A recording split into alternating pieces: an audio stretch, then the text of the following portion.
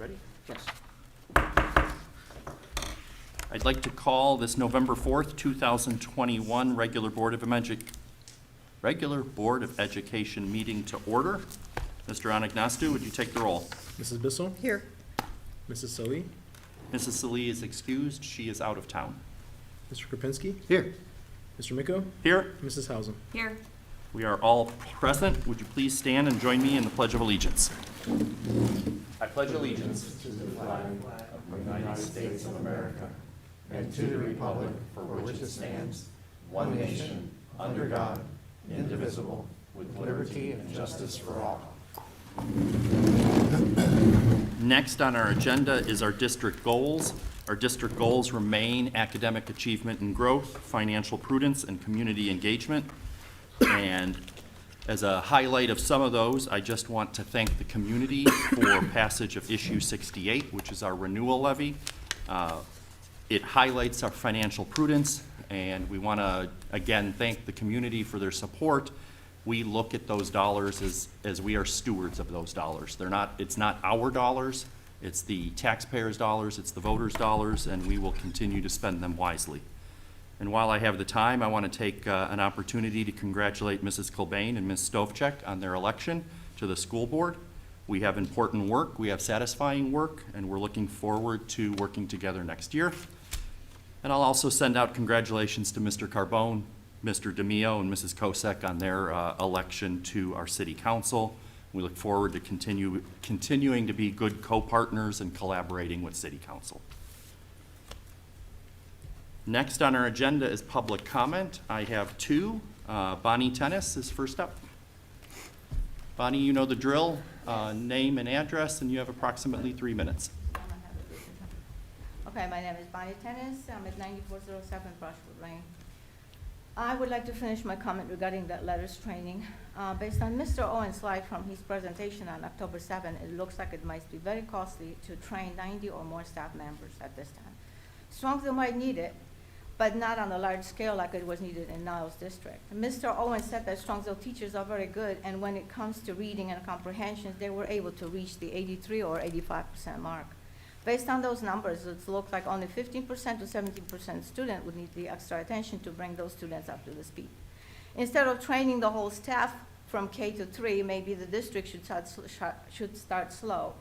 Why not simply just train the literacy coaches and few other key members and let them work with that 15% of children that needed the additional attention? Test it, see it how it works and what works. What works in Niles might not work exactly the same here. Then after that, proceed with additional training if it's needed. There are 4 days allocated for that training, which would amount to 4 6-hour sessions based on that slide. But based on that slide are 2 units, 24 sessions per unit, and 6 hours per session. That comes to about 48 days. Teachers and other staff members would be out of service for those days, and substitutes would be needed, which would add to a cost of this training. Sorry, but I'm a little bit nervous today. I have another comment, and this comment is about the video that I watched on Strongsville School's YouTube channel. I felt uncomfortable watching it. It appeared to me as though it was mocking Strongsville residents. I did not appreciate it. The sad thing about that video was that it was created not by students, but the top administrators. Internally, maybe it would be funny to coworkers, but not for the residents, especially for the older generation. And what kind of example is that for students? Did any one of the participants ever think about it? Maybe there was some truth in those comments, the feedbacks. Time and money was wasted on this video, being created, and for what reason? Just to mock someone and make fun of them. Ask yourself, did the video solve anything? No, actually, it might make residents more angry. This video hit me hard because in 2018, I was treated badly by a previous Board of Education president. As a publicly elected official, I was expecting a better response from him. Instead of saying to me, "Thank you for your comment, we will take this under consideration," which would be good enough for me. I was told that people like me are not wanted in this city, that I should go back to the country I came from, and that I am jealous because I'm not as successful as teachers are. but I was as successful as teacher. And I've been in this country for over 40 years and a Strongsville resident for over 30 years. Although he has been in this country longer, I have been a Strongsville resident longer than he was. To my surprise, when I sent an email to all members of the Board of Education and Superintendent about the comment that he made, I did not get response from anyone. Here's what I found on the internet on how to handle negative comments. These are not my words, but the author. If you run online community service where others are encouraged to participate in their own thoughts, you are sure to come across negative comments. The way you deal with the negative comments can either make or break your online reputation and the reputation of your business. Whatever you do, do not respond to negative comments immediately. Don't ignore the comments. Some negative comments can actually be constructive underneath their offensive surface. Keep your ego in check. It is your duty to respond to these comments as maturely as possible. Be positive. Try to be optimistic about the situation. If the reader claims that it's a fact, that a fact is incorrect when you know it's correct, prove it. But do nicely. Agree to disagree. If a reader leaves a particular nasty comment disagreeing with your view or what you posted, the best you can do is agree to disagree and try to get the discussion onto a more productive topic. Acknowledge the reader's opinion and thank them for the comment. While it's never fun receiving negative comments, it is something that you most likely have to deal with at one time or another. By following these tips, you can ensure that you are responding with the utmost grace, class, and maturity. Thank you. And Mr. Kropinski, I am Polish, and to Mr. Mikal, Mr. Kropinski's problem with comprehension, it's really not related to a Polish language. That's my best. Thank So you. before you run away, Bonnie, normally we take public comment as an opportunity to do more listening than speaking. But I'm the only board member who was on the board at the time of the situation that you were referring to. So I'm sorry I didn't respond to you. But as far as I'm concerned, every member of the Strongsville community should feel valuable and should feel that while we may disagree, I want to make sure you'll be heard. I also emailed the superintendent. So I did regardless, that. I just wanted to apologize for that, and at any time that we need to talk, I want to make sure that you feel comfortable to address us. I'm sorry So- for. No, it's a very emotional thing, so thank you. Unemotional. I'm trying. Thank you. Thank you for bringing it to our attention. And next is Beverly Jones. If you would let us know your name and your address, and you have approximately 3 minutes. Okay, so I don't have to talk through my forehead. I'm going to lower this a little bit. All right, my name is Beverly Jones. I live at 15134 Camden Circle, Strongsville. Good evening. First thing I want to say to you this evening is that I have been very pleased with Strongsville schools. Okay? And I like and respect deeply Dr. Ryba. I've watched him work, and I'm very much respect him.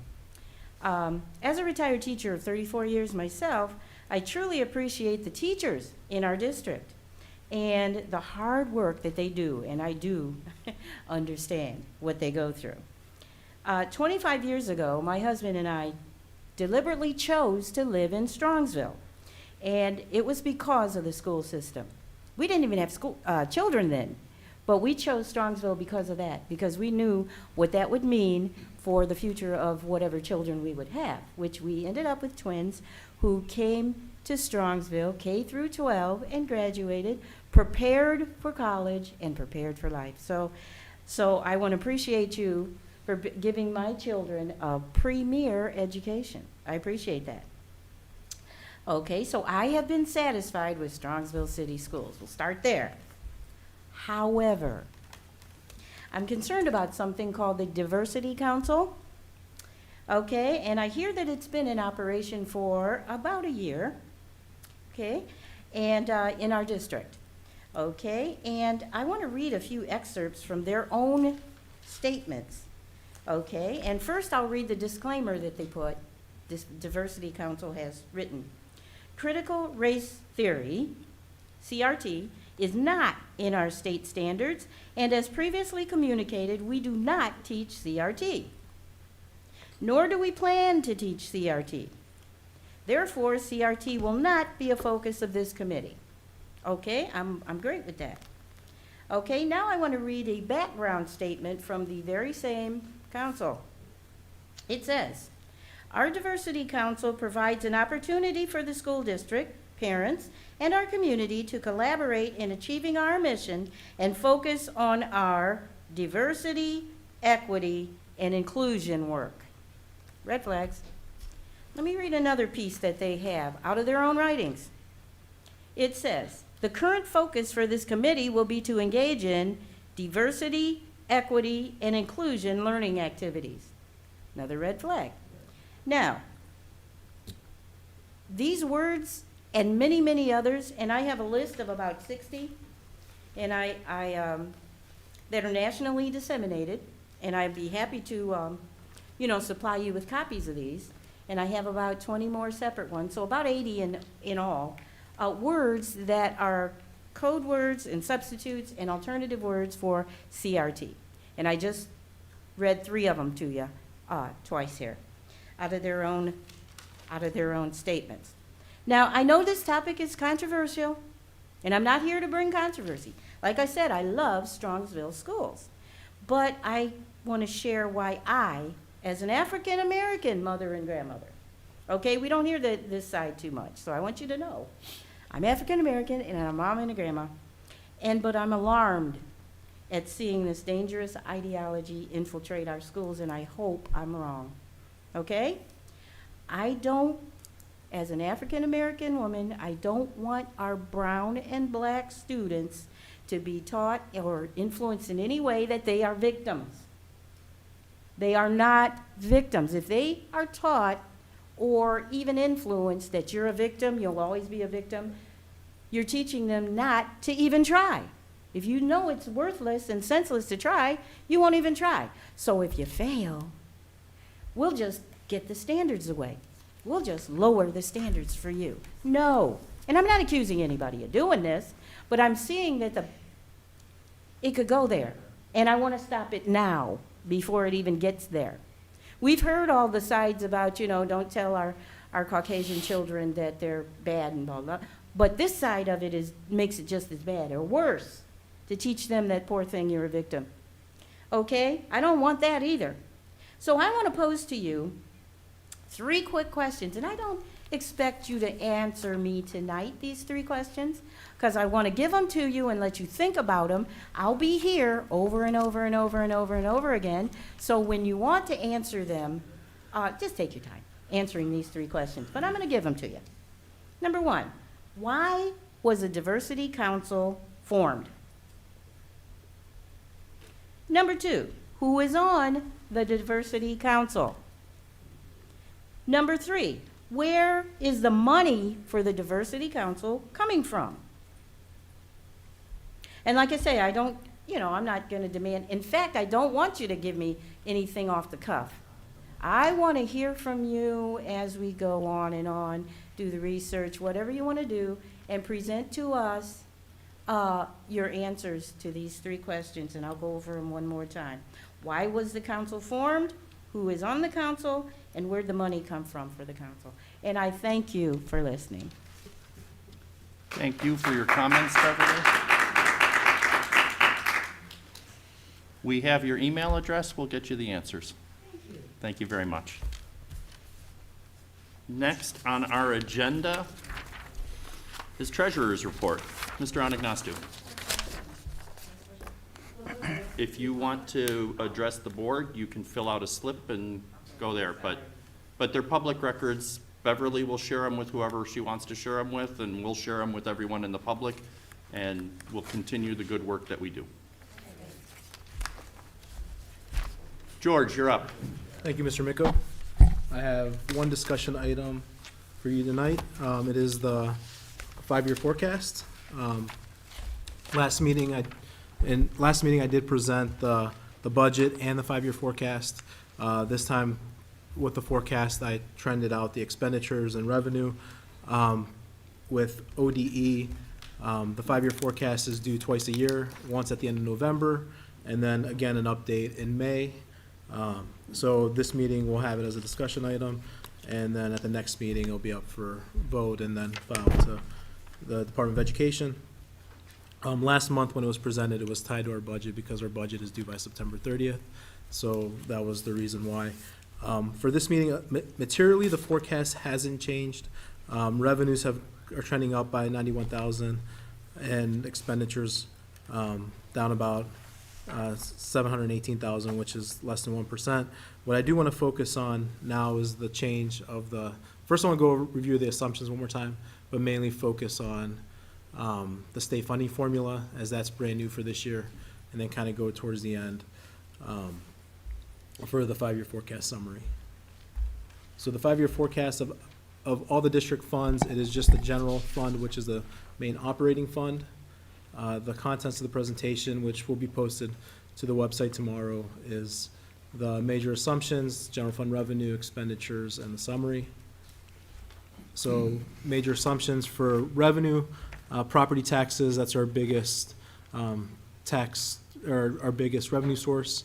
We're assuming a gross collection rate of 98.85%, which is an average of the past 3 years, and that's extended out for the life of the forecast. Assessed valuations, as we're aware, there was a triennial update this year that goes into effect for next year, and it'll increase the residential values by 15% and the commercial values by 5%. As I stated last meeting, the misconception is because of the valuation change, the district's going to receive more revenue. That's not the case, as there's House Bill 920, which as values go up, effective rates change to adjust for any increases. So as values go up, the effective rate will come down to ensure we're still collecting the same amount of money. People's individual taxes residents' individual taxes might change based on their individual impact, depending where you are compared to the city average. So the city average was 15% for residential. If you're at 10%, your taxes are likely going to go down. However, if you're at 20%, your taxes are probably going to go up by 5%. Within property tax, there is an adjustment for a pending Board of Revisions complaint with the mall, as the mall sold last earlier in the calendar year. It was valued at $881 million, and it sold for $57 million. So there is a pending case, and a refund is included in the forecast as well. That amount of the refund that's estimated is about $2.3 million.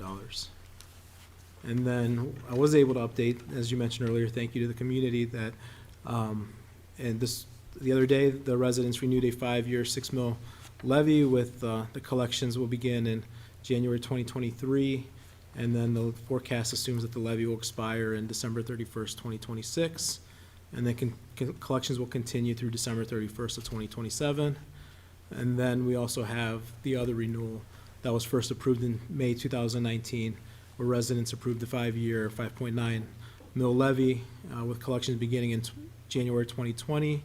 The levy will expire in tax year 2023, and collections will run through December 31st, 2024.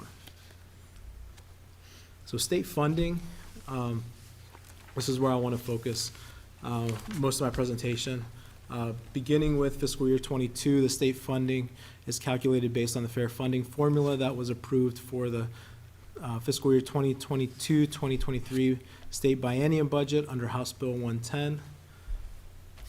I am going to switch over. There was a supplement handout that was at your seat, so I'm going to put that on the screen to kind of walk through the new funding formula.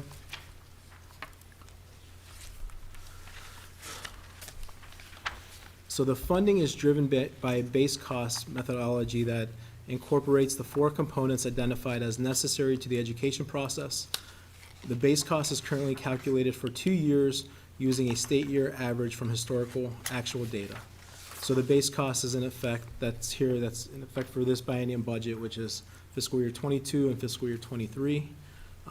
Based on the formula, our base cost is 37.5 million for fiscal year '22, and the four components of the base cost are district classroom instruction of 21.6, instructional and student support of 5.3, building leadership and operation 8.2, leadership and accountability of 2.3, and then of that total base cost, about 78% is estimated for personnel-related costs.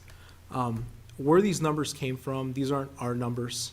So what the base cost is the formula looks at your enrollment, and it takes how many certain positions you need for those, based on that enrollment. So how many teachers you would need, how many administrators, and so on, and then it calculates it based on an average salary statewide. So it's not, this number is not individualized for Strongsville. It is based on our enrollment, but it's using statewide averages. So Cuyahoga County, it's, some of the costs are a little bit lower compared to a more rural district, but just with the change in this formula, it identifies those costs versus the previous formula did not. So that was one of the big changes with this formula, is how much does it cost to educate a pupil. So the next step is, once the base cost is determined, is taking a total base cost per pupil. So of the total base cost of 37.5 million, which was shown above, and with an enrollment of 5,176, the total per pupil base cost is $7,236 based on that base cost. And then also, I'll also want to clarify enrollment. The enrollment figure is 5,176. If you look at our enrollment on our website, the actual ODE counts, it's closer to 5,500. The difference is how it's being used for funding. This is K-12, where our numbers are pre-K to 12. It is also taking full-day kindergarten, and it's only funding full-day kindergarten at 50%. So it's not the entire full-day kindergarten which we count. And then also, we count the kids that go to a JVS such as Polaris as one. The state funds them at 20%, or the time, depending on how they're split. If majority of their time is at Polaris, then it's 80% Polaris, 20% Strongsville. But if it's a 50-50 split, then they're split accordingly. So that's where the 5,176 is coming from, which is less than the enrollment figure you might see on our website. Then the next step is breaking down that cost per pupil, the funding formula does. So it takes a state share index, and that state share index was in place in the previous formula. So same concept, it's looking at wealth of the school district, and when it's taking wealth, it's looking at property values and taxpayer income, combining those together compared to averages across the state on where the district falls. For us, the total base cost is $7,236. Our local share is $6,874, which is about 95% of the total base cost, and the state share per pupil is $362. So what that equates to is about 5%. So of the total base cost and the funding per pupil, the funding formula is funding us about 5%.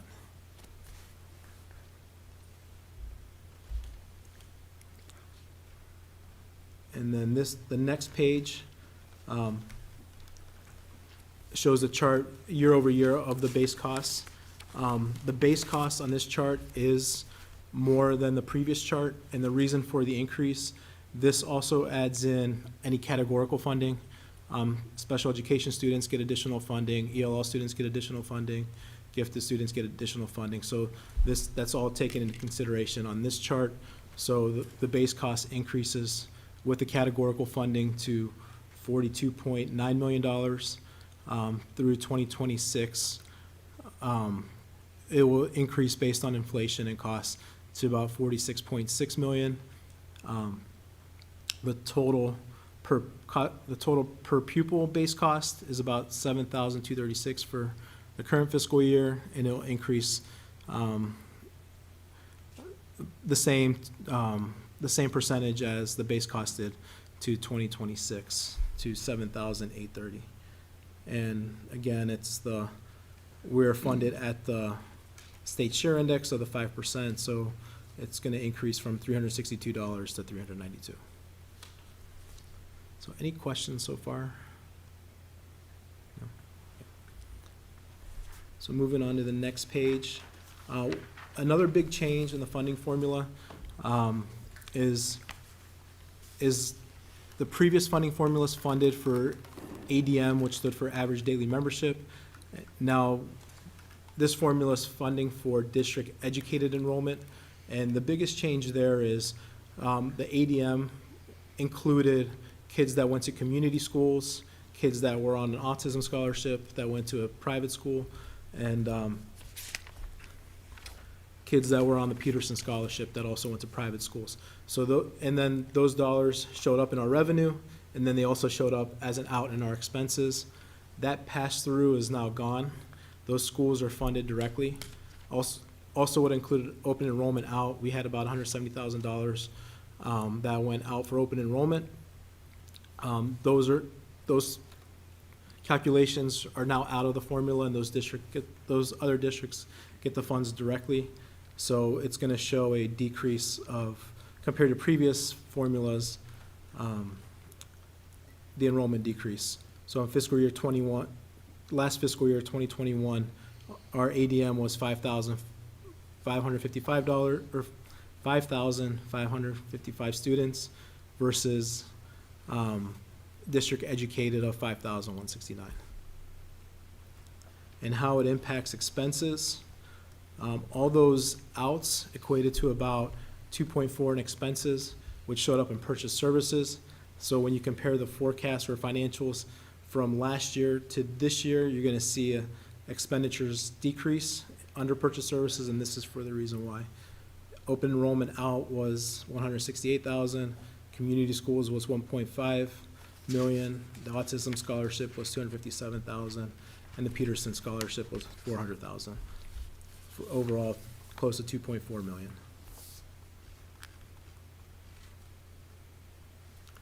That same impact we're gonna see on revenues.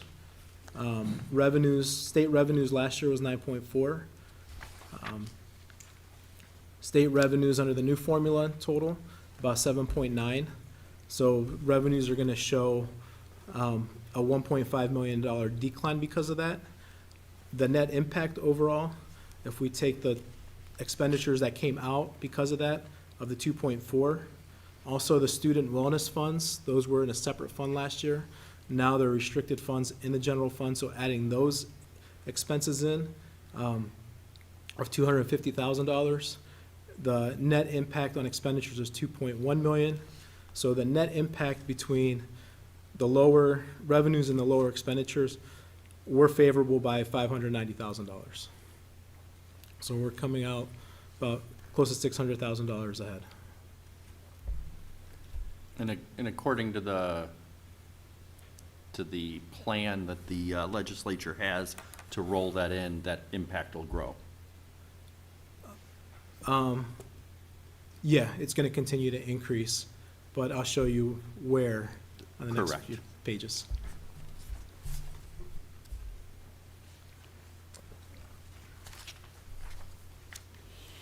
So this next slide has a lot of numbers on it, and it gets real weedy. I'm just gonna go to the bottom line. Again, in the previous forecast, or in the previous funding formula, the district was heavy on the guarantee. Again, with this funding formula, the district is gonna be heavy on the guarantee, so we are considered a guarantee district. The good thing is with the guarantee is based on fiscal year 2020 funding, net of all the ins and outs for those others, for the other students that went to other schools. That is written into law. So in order for the guarantee to change, there has to be a new funding formula.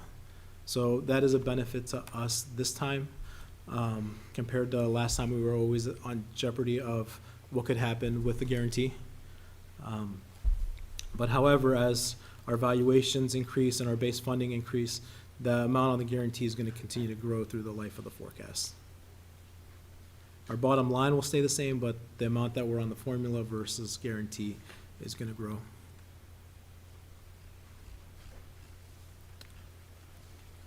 So moving on to the next page, the summary results of the funding formula. The current year's funding is 6.3 million, and if you go across this top line, it's gonna stay consistent, year after year.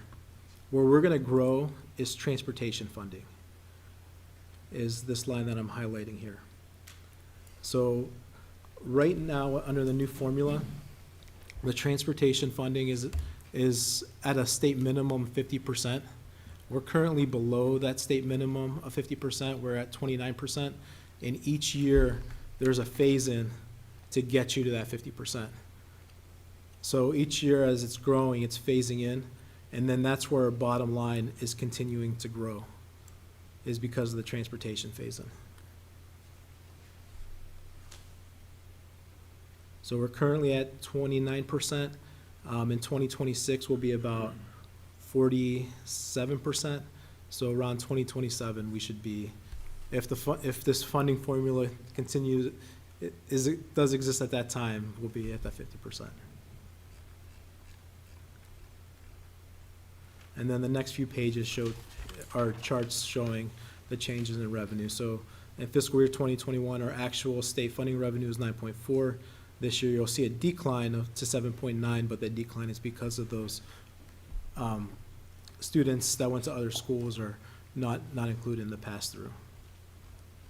And then this chart shows the phase-in for the transportation.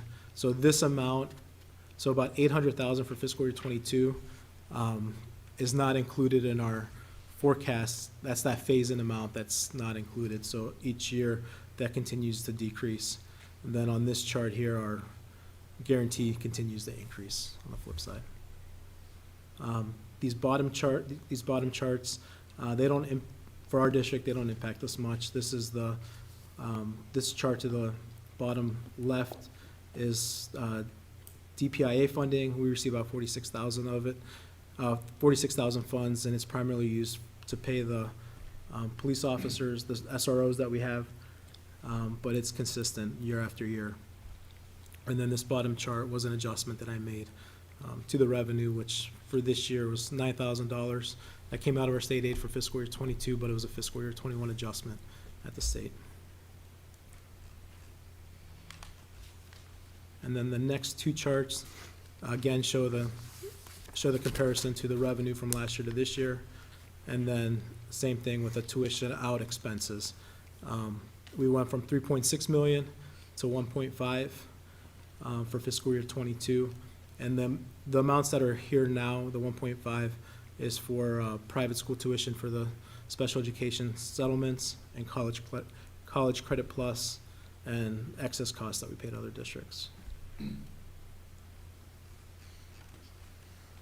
And then the last, just for number's sake, it's a guarantee analysis, kind of shows the guarantee to how it's growing year after year.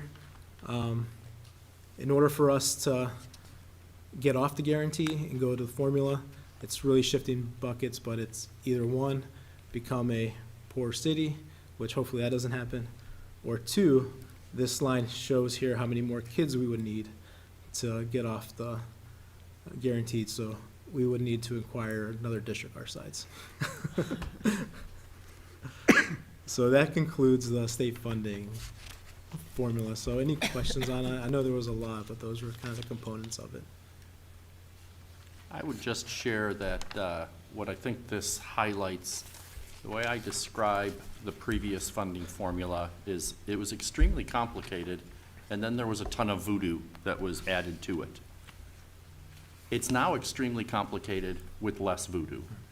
Things like not having to have the in and out funds, and those of you who have listened to me over the years know that always stuck in my craw that they would credit us the full boat of $6,000 of revenue, and that, I'm sorry, they would credit us the $1,500 of revenue, but they would deduct the full $6,000 per head Right. amount. That's what I mean by the voodoo. Those kinds of things have been removed from the budget. Ultimately, the state legislature has to commit every 2 years to continue to phase this fair funding in. And when it's finally phased in, it will remain complicated, but hopefully the voodoo will be out of it. Right. So, thank you very much. Any other questions or comments? The one thing I forgot to mention before I wrapped up is with the state funding, there's restricted fund.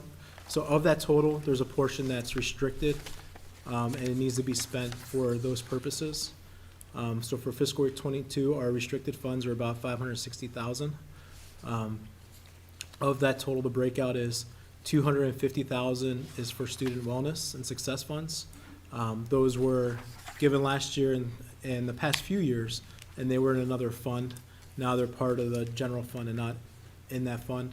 So it's $250,000 that we have to meet that spending requirement, and there are certain categories that those are spent for. And what we're currently using them for is for a social worker, guidance counselor, mental health services, and then also the diversity, the diversity consultant that we have as well. Then the next phase is $36,000 for the college career tech. That was in there before with the old funding formula around the same amount. The DPIA, that was before as well, and those are being used to, we're meeting the spending requirement for the SROs. And then the new portion that's restricted is, that wasn't there before, is for gifted services of $225,000. And before this requirement, we were meeting that definition as well with the gifted teachers that we have. And then continuing with the assumptions, and I'm almost done. Continuing with the assumptions, the general fund includes about 678 positions, which is an increase of 9 from the prior year. Next year, 685. In 2023, it's 688, and it's based on changes from personnel coming off certain grants to the general fund. Staffing is based on current union agreements. Healthcare premiums increased by 3% in '21, and we experienced a 1.37% in '22. And for '23 to '26, the forecast is assuming 8% increase.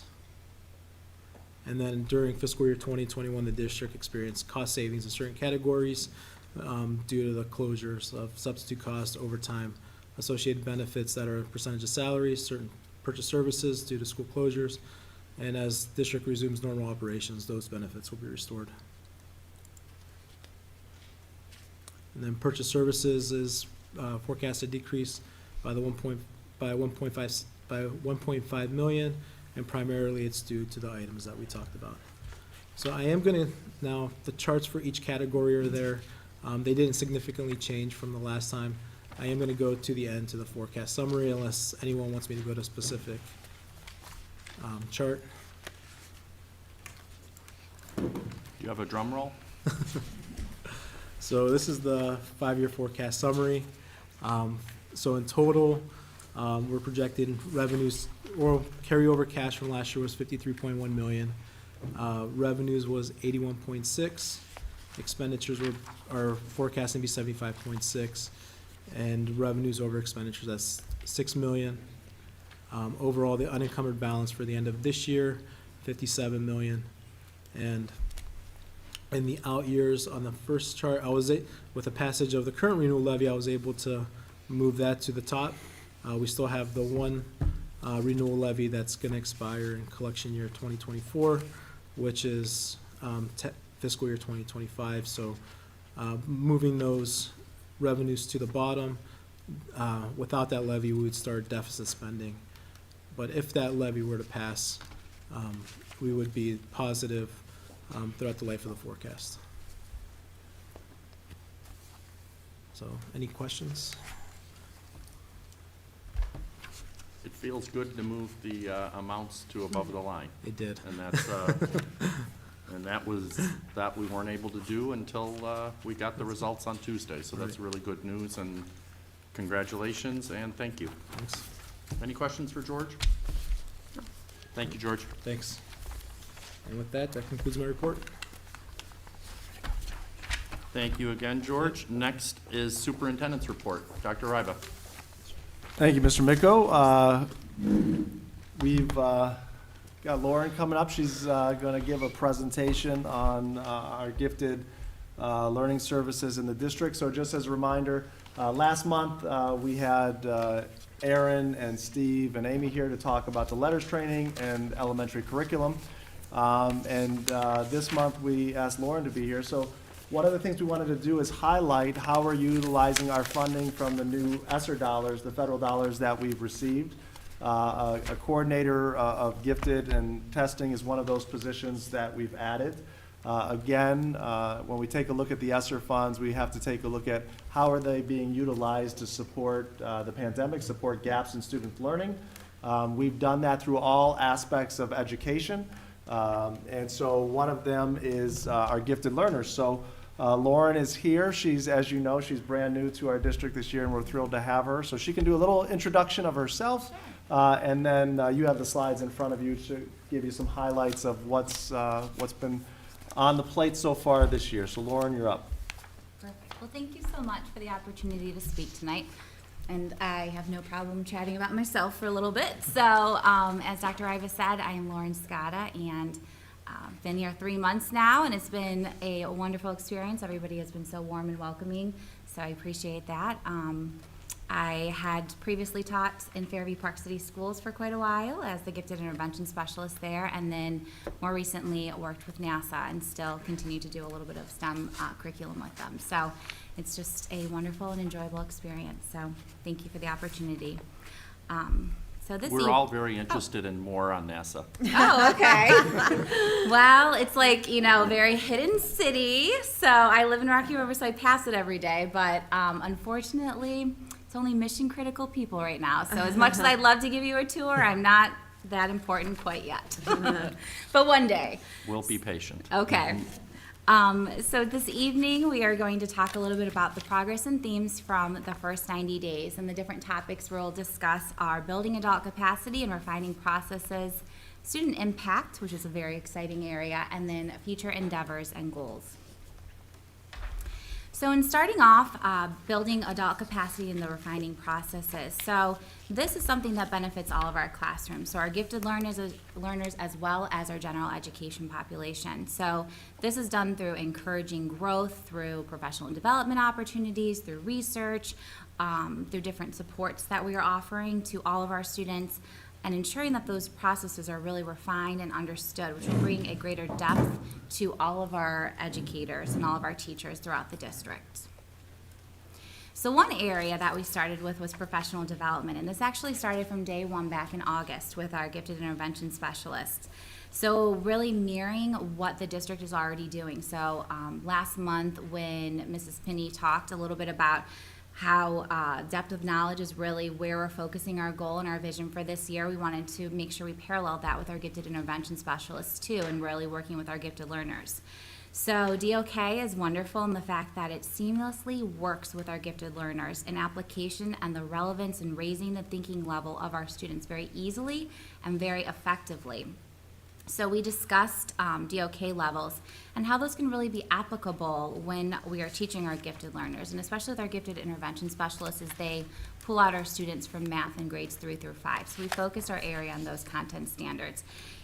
Here's an example here. So we took a standard for 3rd grade of solving real world and mathematical problems involving perimeter and how it kind of extends, finding an unknown side length, and exhibiting rectangles with the same perimeter in different areas.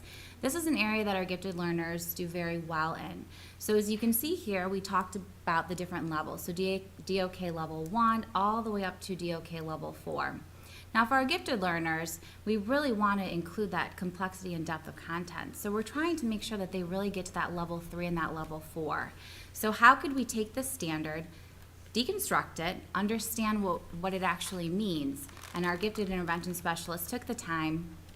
We looked at the vocabulary of it, really deconstructed what each of those areas within the standard meant, and then applied it to all those different DOK levels so that we could easily apply it and they'd be able to start with some of those resources. And how this is great too is that a lot of our gifted intervention specialists have what's called a consulting time within their schedule. So they have a lot of our general education teachers that go to them and ask for different supports or resources. So in turn, understanding the standard even more so, and being able to create these different DOK levels and the higher depth and complexity really supports all of our learners. And it's just a really great experience for all. We also had some really great aha moments. So looking at the model curriculum is something that is not, you know, as often done by teachers, and I think that we found a lot of value in seeing how the model curriculum really helps support the standard, and really being able to take easy, simple, you know, taking things from maybe a closed concept to more of an open question, in turn helping and supporting that rigor and relevance. We'll continue this process as the year goes on with different professional development opportunities that we're having for our gifted intervention specialists. And so Lauren, Oh. in terms of gifted intervention specialists, well, I know that board members know, but for Oh. folks, so we have, why don't you explain gifted intervention specialists? You said Sure. third through fifth math, where they're. Yeah, so we have one GIS, or one gifted intervention specialist, at each of our 5 elementary schools.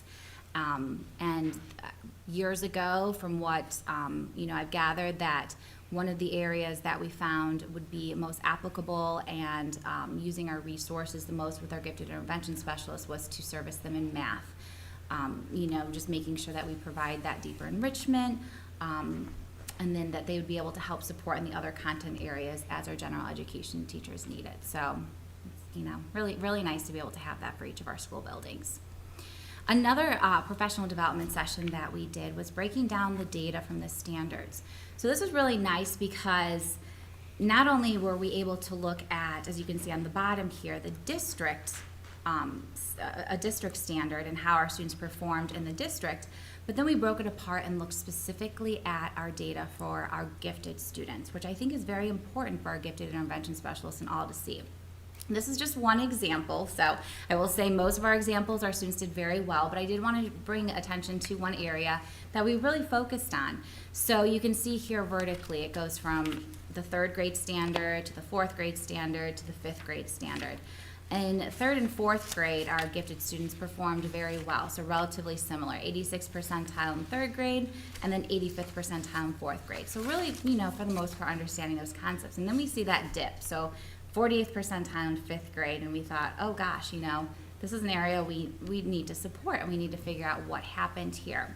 So we took, you know, a decent amount of time kind of collaborating, discussing it, and seeing, you know, how the depth and complexity just increased in that standard. So you can see in 3rd grade, it talks more about interpreting products. Again, in 4th grade, interpreting a multiplication. So you have a verb, but it's not that intense. And then you get to 5th grade, and it's now the application of it. So using those parentheses and applying that skill. So we took that apart, again, using that vision of what our kind of common goal is for the entire year, and deconstructed that standard. Looked at those vocabulary words. What do our students really need to know? What and how can we teach it to better support them? Because even though they might be gifted, we do know that we do support them. So if there are areas that there might be a struggle or that we're seeing some inconsistencies, what can we do in order to help support them even more? So we had some great conversations surrounding it. We looked at some resources that provided some sample tasks, progressions, and assessments in order to support that standard. And then we realized that we needed to really hone in on some deeper problem-solving strategies and inquiry-based thinking. So they started to think about how they could use Google Slides in order to do it, or different types of activities to supplement it to ensure that we are really, you know, helping to support this standard. Some observations and feedback. So this is kind of exciting. I've been able to watch and observe some of our teachers, our gifted intervention specialists. So why this is unique is because in the past, our principals have been the one to give the feedback to our gifted intervention specialists for their observation cycles. So this year, I've been doing their formal and informal observations of our gifted intervention specialists according to their OTES cycle. And it's a great opportunity where, you know, we've had a great collaboration, we've had pre-conferences, and we've also been able to have some coaching sessions. So what I will kind of put in there is some things called consider. So consider doing it this way, or what can we consider doing to further it? So one area that we really honed in and talked about was math talk. And math talk is so important, so that collaboration. students enjoy talking and being able to collaborate with each other, but let's make sure that it's actually important. So we talked about some ways that the teacher can model that. So asking those what questions, how are you getting to that? What can I better help you understand? And having the students be responsible for that math talk within their groupings. Some updated, Mind going back Sure. to the pro dev slide? which, this one? That's the one. Oh, yes. So we did the pro dev. How do you measure whether it's making it in the classroom? So while, based on this, they were able to take sample test questions from previous OST. So we looked at, how specifically this standard 5OA1 was asked and what types of questions in the OST. So they have created different exit tickets where they're doing that with students. So not only this standard, but other ones as well. And then seeing how after they've implemented a lot of these kind of problem-based strategies or inquiry-based thinking through Google Slides or different activities, how after they do the exit ticket, so just like a quick check, formative assessment, how the students are doing in regard to that. And then we'll, check back in and make sure that this is something that they're really actually understanding based on that. So, quick 4 or 5 question quiz that they're doing, and if the gifted intervention specialists see that it's still not getting it, then how can we help revise and how can we help support them in a different way? So maybe it's, the way that it's being explained, or maybe we even need to think about the student's learning style, visually or auditory, or how we are as teachers presenting it to make sure that, you don't want to teach to a test, but seeing how it is on the test that they're able to apply those skills to. So quick checks, making sure that the understanding is there, and then revising as needed. So that feedback loop is almost, if not immediate, it's this year. It is. And then, So I should expect. fingers crossed, yeah, in the But no, but spring. we do need to be able to say, I We should do. expect it versus, no, this is gonna take 2 years to get out it, Mhm. into the soil, so to speak. But I should be Definitely. able to expect to see the results of our work on the next Mm. state standard test. We should, in the spring, correct, yeah. Well, And even that- closer than that, if you take a look at the process that's implemented, the teachers will know within the classroom learning cycle as to where students are and what need. That's what Lauren's sharing is, it's like anything. Here's what we're going to teach. We're going to gather information on what students know and are able to do and what skills they've developed. And then we're going to modify our instructional practices based on whether they've got it or whether they don't, whether that's small groups or individuals or the whole class. So yes, the key is we should have a good pulse as to where students are in terms of their skills. And then obviously, can they apply it on the main test at the end of the year? But there should not be surprises, No. moving forward. And I think it's very important. I think it was very eye-opening for everybody too, to see that these are specific areas. There aren't many, but the ones that are, we do need to make sure that we're addressing. Lauren? Yes. I have a question. It's not specific to any of Oh, this, but okay. I think it's important, maybe if I know, Cameron, you have it somewhere, you've shared it with the board. I think it's important for the public to know how many students we're actually serving, because the number is quite high. And if you have it, if you can break it down, elementary versus everybody else, that would be helpful, if not today, at some point. Okay. Because I think the number is important, and it's higher than I think people think it is. So Lauren has a big job ahead of her, and we're glad you're here. But Thank you. I appreciate that. Yeah, so in total, we have, this year, we have 875 learners that are identified as gifted, so that's 15.5% of our students. And so if you break down that equally, but, we can get the specific grade levels and share or the bands, but that's what we have as a district. So, in addition, some updated and simplified processes. So one area was the early entrance refinement. So we had processes in place, but just making sure that was refined and that we were able to give as much applicable information to families, as that is a big decision to consider your child going early entrance to either first grade or kindergarten. So in this guide, and it's on the website as well for parents to be able to see. So in this guide, it now includes expectations from Ohio Department of Education, which kind of talks about what your child will be expected of in kindergarten. not only academically, but also social, emotionally, and behaviorally, and making sure that the whole child is taken into consideration. A flow chart that goes over the process that will be described to the parents so that they understand thoroughly what's happening, and then also implementing a meet and greet with me before we continue the process, so before they get the application, as I think it's very important to be able to talk with families, answer any questions, get their thoughts, as this, does create a trajectory for their child for the rest of their career. The other document is the identification and service information. So this was just kind of a consolidation. We had a lot of links on our website for our gifted learners and a lot of duplication. So just making sure that it's in one easy place for parents to be able to see any updates that we needed, and just, kind of a nicer view of the documentation that we have. And then one other area is the referral process. So we had a referral process in place where our teachers or our family members would print it off and then fill in the information and either have to mail it in or scan it. So, while that's not a horrible process, there's always ways that we can improve. So putting this as a Google form made it a lot easier and simplified for teachers and our families to be able to refer their child for gifted testing. And from what I'm told, we had a record number of referrals this past fall. So, it was great to be able to see that many students that were referred for gifted testing. And Lauren, just to clarify, when we say we have 875 learners that are gifted, these are established criteria based on assessments. It's not the district determining, hey, this kid should be gifted or not. Yeah, so that is Ohio Department of Education. That is not a Strongsville specific.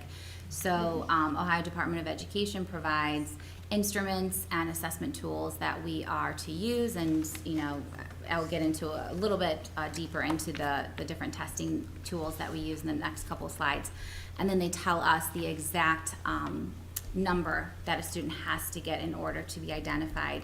And then, there's also something called a screener. So if they're within a certain range of the gifted identification, then we provide one more opportunity for the student using a different instrument to see if they can meet that criteria. So it's normally the 95th percentile for our reading and math identification in a subject area. And then we also have something called the COGAT for superior cognitive, and those scores, depending on your grade, normally range between 127 and 128 for a student.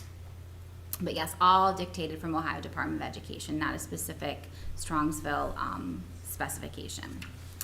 Some other areas is that were updated and simplified. This was more for our gifted intervention specialists, just for their ease. So our written education plan. So this got an overhaul and kind of an update for them, with it being an easier to read document for a fillable, and then a little clear for them so that they didn't have to continuously save it. So just kind of ease of time for them.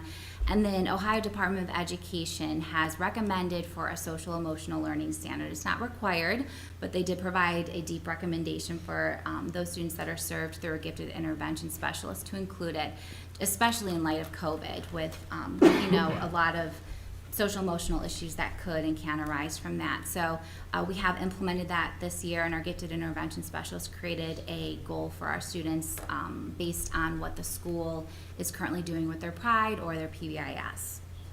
The IAAT process is something that our curriculum department is helping to refine a little bit. So the IAAT is the Iowa Algebra Aptitude Test. Say that like 5 times fast. So we streamlined the process, and this is more for our middle school students and seeing their math trajectory and which courses they would be taking. So what we're going to really work on is answering questions with the parents. We have a presentation that is in the winter that we will do, and informing the parents of where their child has placed and making sure that they understand all the requirements that will continue on for their child if they decide to go in that math trajectory. And then a family newsletter. So this was, something kind of nice and fun, and this went out last week to our families. So it's our inaugural family newsletter, I guess, and this included articles, some resources and information, along with community activities for students and families for all of our K-12 learners. So, of course, I threw in a little NASA competitions that students could do, or an invention convention, and some different activities that were at the metro parks and library that could be of interest for them. One other area that was updated and simplified is our transition period. So when we have students who are considered accelerated, either a whole grade acceleration, meaning they skip a grade, and or a single subject acceleration, meaning they most likely math, maybe they're in 5th grade and they take a 6th grade math program. We have a transition period, usually 6 to 8 weeks. So this is required by law in order to make sure that we have this, but we kind of upped the ante a little bit and made sure that we were providing that weekly communication with our homeroom teachers and the gifted intervention specialists and the gifted coordinator, and really frequently checking in with our families. So any questions that they had, resources, and then we created a new Google form for our teachers to fill out. So that way it got sent to us every Friday, able to look over it, and if there was any concerns, they were addressed immediately with all parties that needed to. So I think it's been really effective and nice to be able to have that quality conversations and collaboration with all. And then testing oversight. So the other part of my job, I'm not only gifted coordinator, but I'm also testing coordinator. So these are just a few of the tests that I help to oversee and or help administer. So the COGAT, which we previously talked about, is for identification for our superior cognitive students. The Ohio State tests, the Iowa assessments, which focus in on subject specific, like math or reading gifted identification. Again, the Iowa Algebra Aptitude Test, and then the Terra Nova. So that would be an assessment piece that if a child on our Iowa assessment was in that screening range where they didn't quite make it to that 95th percentile, but were a couple points away, then we would provide them another opportunity for the Terra Nova. Next is student impact, which is one of my favorite. I think it's very important. So this is definitely in supporting all of our students.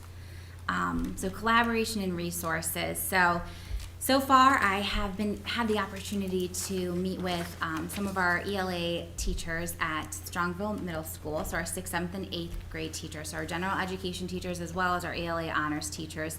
And we've had some really great discussions, and also the literacy coaches were there. So some really great discussions, just ideas, concerns, where can we take this, what do you see the difference between our general education versus our honors classes, and how can me and everyone and our literacy coaches better help support them in kind of finding that good balance between the two classes. So in continuation, some of the processes that came about from it was to provide professional development for them, and really sticking in with the overview and goal and vision of the district, of the depth of knowledge, being able to look at their standards and being able to apply it to a higher level to make sure we're meeting all of our students' needs, and specifically at the honors level. And then this upcoming week and the following week, I'll be meeting with 9th and 10th grade ELA teachers that teach our honors, and again, providing that professional development opportunity with them. Some other areas that's been able to work with in collaboration and resources is some enrichment for our solo students. So creating some choice boards for them for K through 12 that are more specifically within the grade band, so K2 grade level, 3 through 5, and making sure we're getting through all facets so they're more stream related, but having that inquiry based, critical thinking that families are able to do at home, as well as some choice boards for our gifted intervention specialists, and then an ever-growing resource page for our 3rd through 5th grade teachers in our general education classroom. So there's activities and independent projects that they can provide for their reading students or their superior cognitive students, or even students who are bright, that they'd really like to help support in different ways within the classroom. So it's a continuation of some really great healthy resources. Makerspace curriculum that I've helped support and create for our elementary students for their enrichment time, as well as some literature circles curriculum developed for our K through 3 students, which has been completed during their IE time as well. And IE time is their intervention or enrichment time. And this is something exciting. So we have our first math contest. So for our 3rd grade students with our gifted intervention specialists. So we are starting with 3rd grade, seeing how it goes. So Noetic Math Contest. It's a national contest, so it is designed to promote students' problem solving and their math skills. And it will be running from November 11th through 24th, so very soon. Our gifted intervention specialists are considered the leaders of their team. And what they get every week, they get a problem of the week, a critical thinking problem, and they're going to, put it up on their board and see how students do and talk about it at the end of the week. And it's really great for, the problem solving skills, their math interest, the critical thinking. And I know, everyone seems to be pretty excited about it. So see how we do. Another area is the Second and Seventh Foundation. So this is a nonprofit organization, and it provides books for second grade students. So we participated in it, and I worked with the athletic department this year, and we were able to have all of our spots filled up. So we had a student athlete who is a great peer role model go to our second grade classrooms, and this is great to promote important literacy skills, and then see a lot of our students, where they can strive to be when they get to high school, and seeing that great peer role model for them.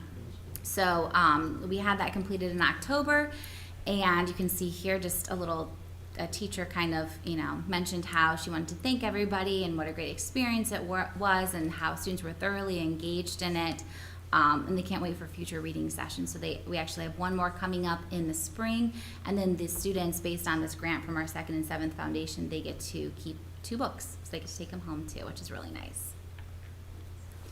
And then an area that I'm exceptionally excited for is some lessons with the gifted intervention specialists. So in chatting with them and having a lot of our professional development and collaboration sessions, we noted that it would be really nice if I was able to go into some of their classrooms. So one of the areas that we talked about was using technology, so the Ozobots. And you can kind of see the picture here, so there's a little coding. So one of the gifted intervention specialists and I talked about, she has a 3rd grade lesson coming up in division, and kind of not the most exciting lesson, but how can we kind of up the ante a little bit, and using that technology piece to kind of get it a little more engaging and providing that real life application. So creating a maze that students would have to travel through in order to get through it, and have the division problems, and then creating their own for other students to be able to solve their maze too. So not only being able to do the skills on their own, but then applying it and being able to have other students do it too.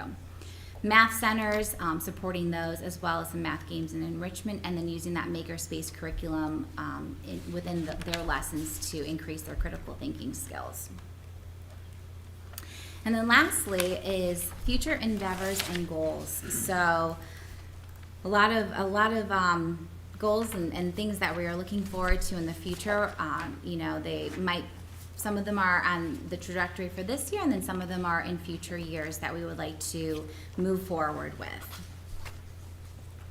So one of the areas is upcoming professional development, and specifically with our gifted intervention specialists. So this year, we are spending a day working and discussing math curriculum discussion. So overall, as a district, we do have an upcoming discussion for adoption of a new math program, or potentially the same, depending on what teachers decide. But I wanted our gifted intervention specialists to be able to have our own conversation in regard to this. So how can we either provide a different math curriculum that would support their needs, or a supplemental math curriculum that would be able to make sure that we are meeting their needs and it has that rigorous content for them. And then working on the creation of some common math assessments too, to make sure that when we are looking at that data, that we have that high quality data piece that they're all using to be able to collaborate and discuss. Another area that we recently did was a book discussion for math challenges to support higher level thinking and rigor. So it's called The Book of Perfectly Perilous Math. It's more specifically for 5th grade students and even higher, but it has some really great kind of meaty, good, engaging activities and project-based learning that really create that critical thinking, that higher level skills. So we've been looking at that, and then our gifted intervention specialists have been sharing and collaborating with each other of how they're incorporating that within their classrooms. And then lastly, the 16 habits of the mind. So this goes along with social emotional learning. So the 16 habits of the mind is really understanding how people learn. And we know that our gifted learners really have some great and unique characteristics, such as perfectionism, sometimes impulsivity, overexcitability, persisting. But how can we really support them in using those in a positive way and incorporating them within their learning? Cameron, what's our time frame for the math curriculum adoption? It'll go throughout this school year, so, they'll be looking at different materials, and then usually, they're all a little bit different, but early spring, the curriculum So it'll be- review. It'll be this year. come to the board. Come to this board or- for this year for next year's implementation. Surprise. Not that math programs aren't a hot topic. Right, Yeah. right. I know. Surprise! That's what you guys are doing.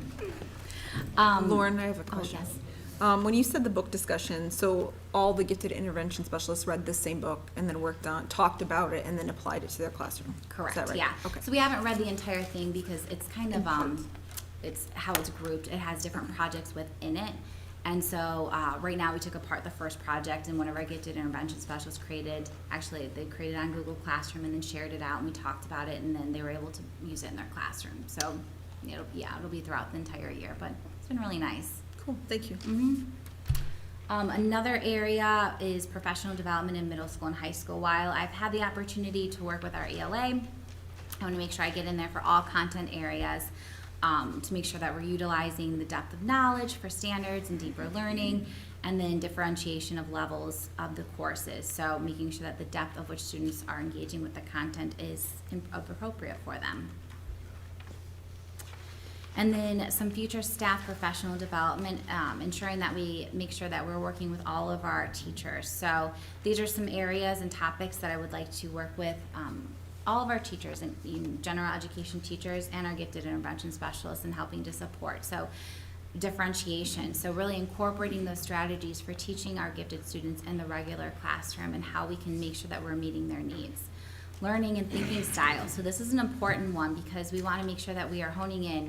We all know that we learn in different ways, and how can we make sure that we are applying it and making sure as teachers that we are getting where we need to with our students. So having those discussions to better support our students based on those learning and thinking styles. Social emotional learning, so understanding the social emotional needs of our gifted students and addressing the impact of those needs in their academics. PBLs are incorporating project-based learning, which really helps promote that rigor and relevance. STEAM, so we all know science, technology, engineering, art, and math. That's a wonderful way to just very easily, excitably, and engaging create critical thinking skills, project-based learning, and that deeper DOK. And then a book study, so working through a book such as Teaching Gifted Kids in Today's Classroom, might even be a podcast and or a video that we'd be able to relate to and be able to kind of go through that study together. Some future family involvement, so learning opportunities such as guest speakers that focus on gifted learning topics, a book study with family members, meet and greet not only with the staff, but also within the entire district. So I think it's very important that we can learn from each other as families, and then continuing that newsletter and that offerings for our families as well. And then lastly, some future competitions and activities for exploration. So these are just a few ideas that I had. I actually am in a virtual meetup with 2 gifted coordinator groups in Ohio, which has been wonderful to be able to speak and learn, especially across the state. And a lot of, more recently, one of the areas that we talked about was some different competitions and different contests that we could really help to promote for our students. So these were some of the ideas that we talked about, and we're going to look into it and see how we can offer, make sure we're offering it to more than just our 3rd grade students with that competition. But otherwise, open to ideas and finding and supporting ways to really help to support our gifted learners and our teachers, and support this role and continue our wonderful trajectory and enhancement of our gifted learners here in Strongsville City Schools. So thank you. Questions for Lauren? I have a comment. Oh, I know you do. Did you say you have been here for 3 months? I have, yes.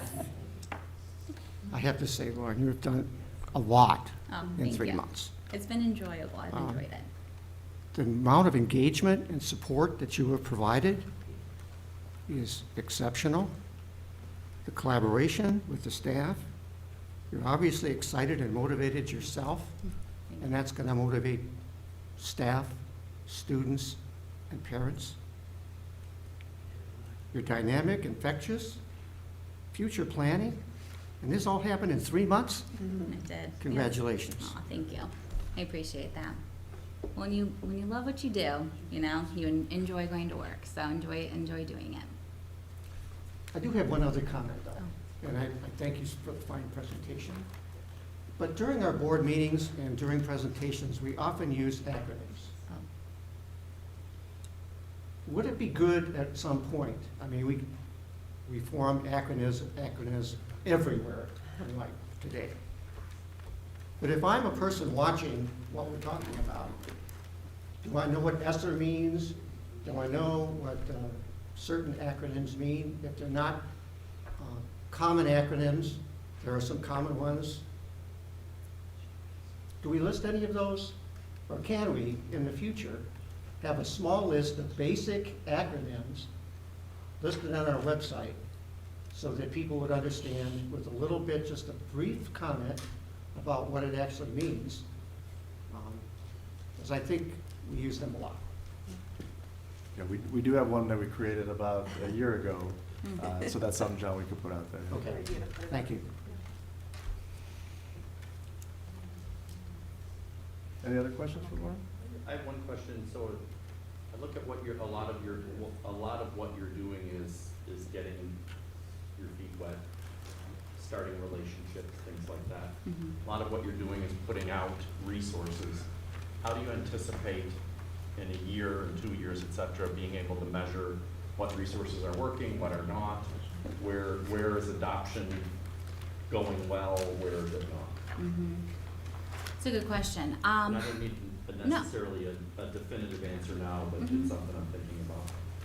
Yeah, I mean, I think that's great. I definitely think, as you mentioned, the relationship piece, and I would hope that relationship piece with a lot of our teachers and administrators would help support that answer, and being able to, you know, whether that's a Google form that we send out to get that feedback from them, and then also our test scores, you know, how, like if we do a textbook adoption specifically for our gifted intervention specialists and our gifted learners, I would hope to see a lot of these numbers, especially that we saw that 40th percentile. We shouldn't be seeing that. So I think that would hopefully quantify and qualify, you know, what we're doing is actually working. And I would hope that the relationship piece would also provide that comfortability and providing that feedback to us of where we could help support them more within that. Appreciate it. I echo John's comments. Oh, thank you. Thank you, Lauren. You're welcome. Appreciate it. Yes.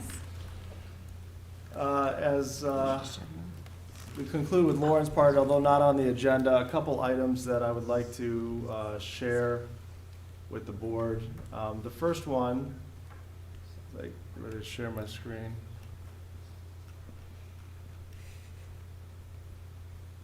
Is here. So we have a new business that is moving in, and I'll expand this. So this is Strongsville Middle School. And then if you're facing the middle school north, there's the orthodontist, and then there's a shopping center here. So there's a new business that has moved into there or planning to move in. It's called the Furry Tail Shack. So the business is What was the name again? Furry Tail Shack. Dog walking, dog daycare, dog services. But as they bought the property, there is no location for the dogs that are there to go to the bathroom. So the only property that abuts the building is our property from the middle school. So you can see if you orient yourself, there's our football field, there's the retention pond, and there's a grassy area and trees. So the person who's leasing those units there has reached out and said, would we be willing to allow them to use, as you can kind of see by the yellow grid there, a 25 by 45 foot area that the owner would like to put a fence on our property and then utilize that property for her business for the dogs to use the bathroom. So, you know, that's something that I wanted to bring to the board. What we've done in the past is that we do have land leases with other organizations within the community. So we have a land lease currently at for the Allen property with the city. that they could use it for rec fields. We have a land lease at the old Albion Middle School property with the Cleveland Football Club and Strongsville Lacrosse Association. But basically, what they say is, here's the area or what you can utilize, here's how you can utilize it. If anything is put on the property, like a fence, it has to be approved by the superintendent. And then at any time, should we want that property back, we will give you 30-day notice, and that property would be returned to the district. So as I take a look at this property, it's not a usable piece of property in terms of we're going to put something there or utilize it. It's just green space for us. If it's going to help out a local business, I'm comfortable with it. I just wanted to bring it to the board and get your blessing of whether I can move forward with a lease agreement for this piece of property, and then ultimately it would come to you for approval. I know the owner reached out. They're looking to open sometime after Thanksgiving. I'm not sure if we can meet that timeline with as quickly as she needs, but at least we can move forward. So need some guidance from any feedback or. All right. I was gonna say, obviously, we would wanna make sure take care of any environmental issues or whatever, Sure. and ultimately protect that. If for some reason in the future, we would need to have that land for some use, we have the ability to do that. And then I would talk to Jessica to see if there's any detention opportunities that we can collaborate with. Be a good one. Yeah, I'll let you know how that conversation goes. All right. The second thing that I would like to share with you that's not on the agenda is that, as you know, I've updated the board that we have an air handler unit at Sarrar Elementary that started to fail. It takes care of the cafeteria, the kitchen, the gym, some of the office areas, some of the front classrooms. It started to fail. It's good enough to get us through this season, but in the summertime, specifically for air conditioning, it needs to be repaired. One of the things that we're challenged with is we can't repair it the way it was installed and built. It's the original air handler for one of the original air handlers from the building. The roof was built around it. The drip pan is failing. We're patching it, but it's not keeping, and we can't get in there because the roof is built around it. So next meeting, Mr. Breckner will be here. He will go through the summer or the capital improvement projects that are on pace for this summer, and then kind of the cadence of when we're going to be bringing those to the board for approval. But one of them, with the pandemic, with, ESSER, the Educational Elementary and Secondary School Recovery Act. I'm close. That may not be exact, but that's close enough. There's a lot of funds out there, and you can use those funds for capital improvement projects. So there's a higher demand. There's, we know the logistical issues we're seeing in our country right now with materials. So companies are starting to change the way they work with school districts. So there's a company called Gardner. Gardner has done work with us. They did the Chapman HVAC replacement. They did a part of it at Maraski. There's the Ohio School Council, which they do a bidding process and a vetting process, and Gardner is one of their preferred companies. So what Gardner has said is, and when we had communication with Gardner, is that we will start to engineer the project so that we can give you an accurate cost so that you could take it to the board for approval. However, we can't do all of this engineering and then you say, hey, we're going to go with somebody else and not have any compensation for it. So what Gardner has asked for is a signature of a letter of intent that if the district goes with Gardner, there would be no additional cost. But if the district goes with a company other than Gardner, that we would owe Gardner $15,000. Now, that does not require board approval because it's less than the $25,000 limit, but I wanted to let you know because that letter of intent is associated with a larger expense, which is the replacement of an air handler at Sarrar Elementary. So what I'm asking for tonight is consensus and understanding that I can sign the letter of intent with Gardner. That will start the engineering for the project. Steve will bring the project, the full project, to the board for approval at a future board meeting. And if the board decides to go in a different direction, then we would have to pay Gardner $15,000. If the board says, no, we're good with the project, we're good with Gardner, who's a Ohio School Counselor approved vendor, then there would be no additional cost for the engineering. So just clarity on what I just explained. Does that make sense? Okay. So any questions, feedback, ultimately looking for direction if I'm okay to sign this letter of intent.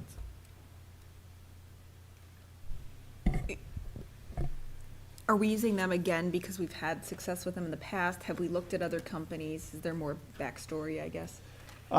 So we're recommending to use them because, first of all, when you take a look at the Ohio School Council, they've looked at vendors all across, and they've said that this is, you know, what's the verbiage, best value? It needs to be bid. Yeah. So a project like that needs to be bid, and the Ohio School Council does that bidding process. So it's in a cooperative purchase. It's in the cooperative purchase agreement that we have with, by joining the Ohio Schools Council, where they're doing the bidding process for the school districts. Are there other companies that also we could use? We could go out to bid ourselves. But this is the only one that's in this. That I can't answer, Steve can answer that part of, if Gardner's the only vendor with the Ohio Schools Council or not. So we've done work with them before. They've done They- good work for us. I believe they did the Chapman when we converted Mhm. from electric to gas. Gardner did that conversion over at Chapman Elementary. And when we did the vestibule project, we needed to do some HVAC work at Maraski, and they did that as well. So in taking a look at, you know, that they're the preferred vendor, the bidding process that they've gone through, the price and the quality of work, that has been a benefit to us. There have been, and I don't want to speak specifically about companies, but there have been, when you go for a bid process, not that you have to take the lowest bid, it's the best value, or that's the, Best and- but there have been Seem opportunities. reasonable. Yeah, so there have been opportunities where maybe it has been the best value, but the follow-up and the follow-through has not been of the level that we've been accustomed to with some of our other business partners. So Gardner's been somebody that, they know our district, they know our system, and they've done quality work. And so that, it's kind of, if you take a look at Vasco, Vasco is another company in this OSC, you know, preferred vendor and the bidding process. They've done our asphalt, they've done our turf fields, they've done a lot of work, and have a consistent quality that has been successful. The bigger issue that I think we're gonna have to, that we're addressing here, and we're gonna continue to have to address, is that with the side effects of the pandemic, every vendor, every contractor like this, their biggest issue is if they take a book of business, they're gonna need to deliver on it. And all of the general construction vendors are having trouble with that, which mimics the issues we're having economy-wide. I think the reason, I'm comfortable with proceeding, we're gonna have a time crunch. If we don't do this now, we wanted this work done in the summer. And if we don't start to move, we're gonna find ourselves in a position where we haven't done the preparation necessary to get it done in the summer. So that's critical for me. I can tee up the conversation I want to have with Steve, is just making sure we're very clear that we're putting a tremendous amount of capital into repairing this, and at the same time, we have a elementary school project. And I just want to make sure we're not being penny-wise, pound foolish. But as far as direction, you have my direction, that we need to get this done so we can, you know, I don't want to be here next school year and we have water running down walls and things like that because we weren't able to get the project done. Sure. Does anyone disagree? No. Okay. Okay, thank you, Mr. Miko. With that, that concludes my report, unless there's questions for me. Any other questions for Cameron? Next on our agenda is Board of Education Other. I had one topic I wanted to talk with the board about. At a previous meeting, we discussed next year adjusting our calendar for meetings. So at that time, we said it makes sense. It would allow George the ability to bring to the board better, more actionable information. And so this is just a reminder, act now or forever hold your peace. But what we will tee up is that in our December meeting, we have to pick a date for an organizational meeting. And so we'll keep that at that first week Thursday, which is January 6th, I think, 7th? We'll check the calendar before that time, but we'll need to set that meeting at our December meeting. And so we'll keep that January timeframe, but in January 6th, excellent. So we'll keep that so that we have our organizational meeting early. When we adopt our calendar, we intend to make our meetings the second and fourth Thursday going forward.